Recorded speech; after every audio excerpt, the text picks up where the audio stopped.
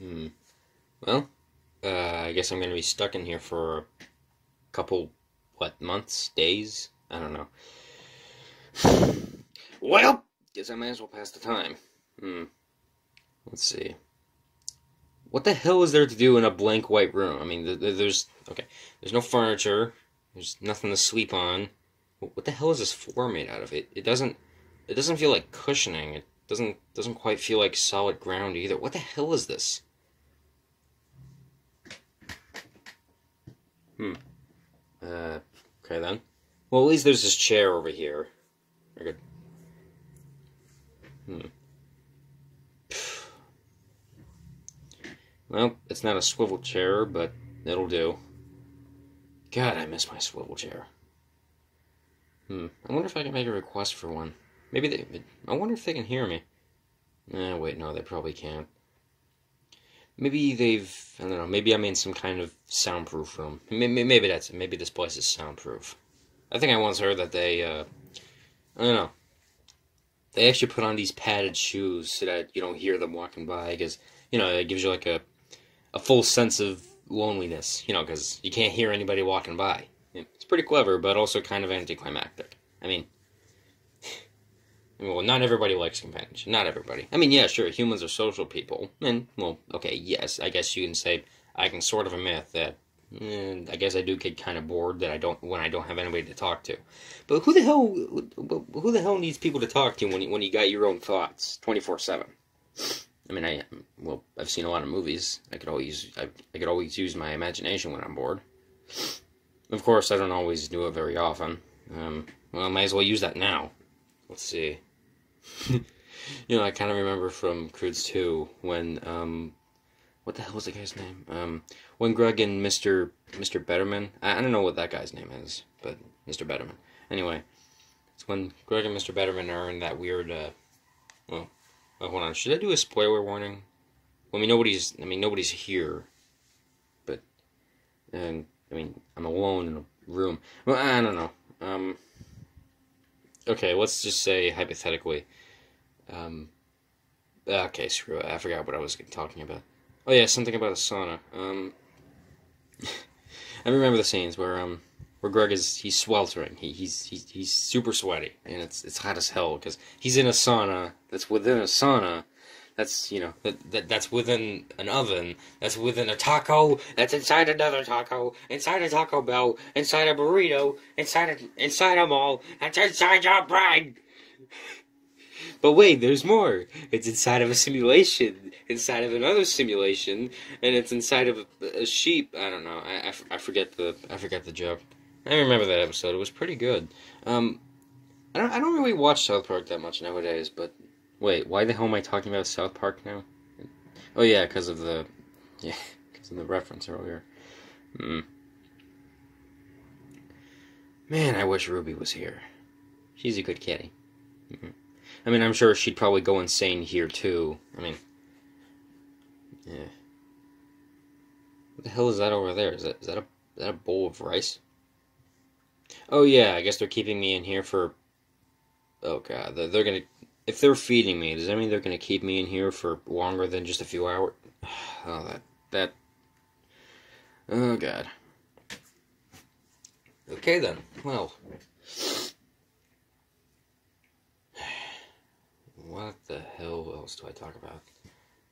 South Park, okay. Let's try South Park.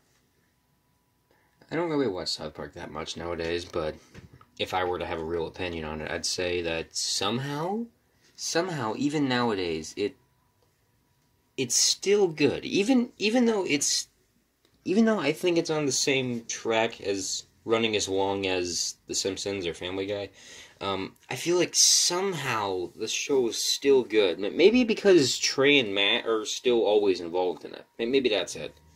Actually, I wonder how those two dudes are doing. I heard that, the second that they... I think it goes like this. The second that they air an episode of South Park, they're like, okay, let's get back to work on the next one. Come on, chop, chop. I think that's how it goes. I'm not sure if that's exactly it, but it's something like that. The second that they're done writing one episode, they, get straight to the next one.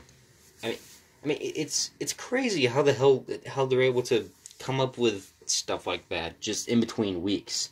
I mean, yeah, sure, I guess you get plenty of time to be creative within 1 week, but I mean, for just two dudes and dozens of other, producers and stuff, or I don't know. I mean, yeah, sure, they got a crew to help them out and everything, but I mean, from what I've heard, I mean, animation takes time, bro. Plus, I mean, you can't rush art. Yet somehow, through every week they manage to pump out, just a good South Park episode. I mean, yeah, sure. I mean, I'm not really sure what other people think of the show nowadays, but, you know something? I think I remember. I think I remember somebody on YouTube once saying that serialization ruined South Park, and frankly, I would disagree with that because, well, I mean, what the hell's wrong with serialization? What's wrong with a little series? Because, I mean, I don't really know what else to say for that. Just, what the hell is wrong with that?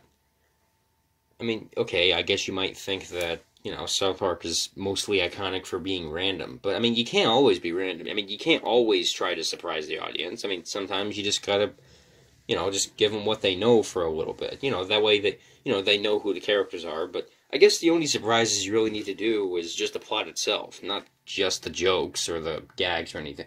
I mean, besides, South Park's a show that, it relies on writing jokes that, I guess, pertain to the plot. I guess that's one way to put it.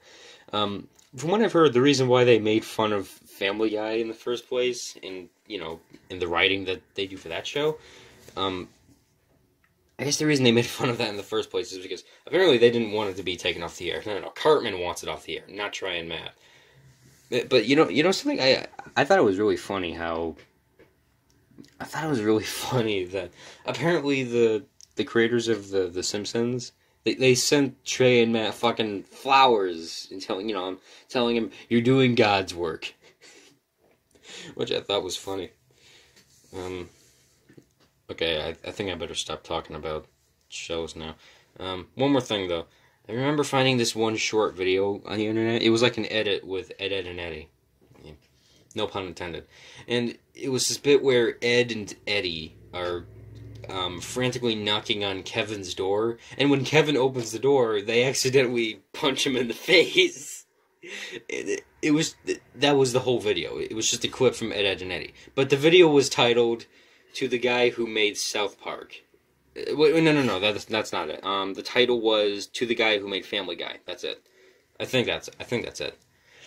And I think the description of the video was, "Seth, you're an idiot." Actually, that kind of reminds me of another thing. There's this community post by Afro Ninja 360. I freaking love the art, by the way. Who the hell am I telling this to? Me. That too. Anyway, there was this one community post where Afro says something about, Seth first working on Family Guy when he was a teenager, and Afro was jealous about it or something, which I thought was kind of cool. Yeah, because, I don't really know how old Afro is, but I guess, I don't know. But then I read the comments of it, and there was one of them that said, "Really, being jealous of the guy who created Family Guy? Okay, that's kind of like being jealous of somebody who invented a fucking cancer shot." To which a bunch of other people replied, "Well, the show wasn't always bad. It was pretty good at one point, but then Seth stopped writing for it." And then I looked, and then I thought, actually, wait, how long did Seth write for the show? At what point did he stop writing for it? So I looked up, I looked up on Google. At what point did Seth MacFarlane stop writing for Family Guy? And for some reason, the only result I could, I don't know, I guess my memory's just shitty, or maybe I just wasn't looking hard enough. But for some reason, the only result I found for something where Seth wrote for an episode of Family Guy was, I think the first one, Death Has a Shadow. Apparently, Google says that he only wrote one episode, which is weird to me. I don't know, I guess Google was just being weird, or again, I just probably wasn't looking hard enough. I'm bored. Why am I talking about this? Guess better talk about something different. Let me see. Been watching a little bit. I've been watching some older Super Mario Logan videos lately, excluding the. I've only been watching the Mario and Bowser Jr. ones though, not the ones with Jeffy. I fucking hate Jeffy. I mean, yeah, I guess he was sort of funny when I first saw the videos he was in, but at one point he just became a one-note annoying character. I mean, okay, how long can you do the same gag where... Okay, how many times can a character do the same exact gag where he's like, I gotta poop in the sink? Okay, how many times can you laugh at that same joke? It's just the same one over and over. How many times can you laugh at the whole fucking, a diaper smacking joke? Really? Of course that gets old after the third time they do that stupid joke. And then there's that whole fucking 8 minus 4 thing. Oh my god, I hate that thing. I mean, okay, who the fuck cares if it sounds a bit like a good point? There's no way anybody could laugh at... Who the hell would laugh at a retarded 14-year-old cussing out his parents about math being bullshit? Seriously, who the hell would laugh at that? I mean, yeah, okay, I guess it's just... I guess it was intended to just, I don't know, have... Okay, I'm done talking about Jeffy. Well, let me just say what I actually like about... Let me think. Okay, here's what I actually like about classic SML. Well, I remember the April Fool's episode. I've been watching that a couple times lately. It's the one where Toad and Bowser Jr. decide to, to play some pranks on people. Mostly Chef Pee-Pee, though. And at the very beginning of the episode, of the video, Bowser's playing with some dolls, but then Toad comes in and tells him that he's got to show him something. Then he brings him outside, and he shows Junior that he ran over some dude, and it's Lavelle just lying on the ground with a Mario, with a Mario Kart on top of him, And then, they both start, then Toad starts fake crying. He's like, April Fools! I killed him 3 days ago. I think it was 3. Anyway, I guess the best part about that joke is that it was so unexpected, yet extremely fitting. Because, well, you were probably expecting him to say, the guy's not actually dead, he was just posing for the prank. No. You were probably expecting him to say that, but what you weren't expecting is that he actually did run over the guy, but it was several days ago. Neat, right? You gotta have charm to a joke. You don't just need unpredictability. You gotta have wit. You gotta have charm to it. Basically, if you're gonna have a character tell a joke, it has to be, it has to be a joke that people will like, not just a joke people will laugh at. For example, there's just really good dialogue. It can't be something boring, shit like, how are you doing? I'm fine. That's cool. Okay, that's boring as hell. Here's an alternative. Hey man, how you doing? I'm totally fine. It's not like I'm having a whole fucking existential crisis. Oh my god, really? On what? Oh, I don't know, just whether or not I should eat this onion or if I should peel this orange. Now I know what you're thinking. What the hell is so funny about that dialogue? Well, I wasn't meaning to make it funny. I was trying to make it interesting and weird. It starts to make you ask questions. Where the hell did the onion and the orange come from? Why the hell does he choose between those things? Is the guy being sarcastic or is he being serious? What the fuck is up with that guy? Who knows? Oh god, I'm gonna be stuck in this room for a while.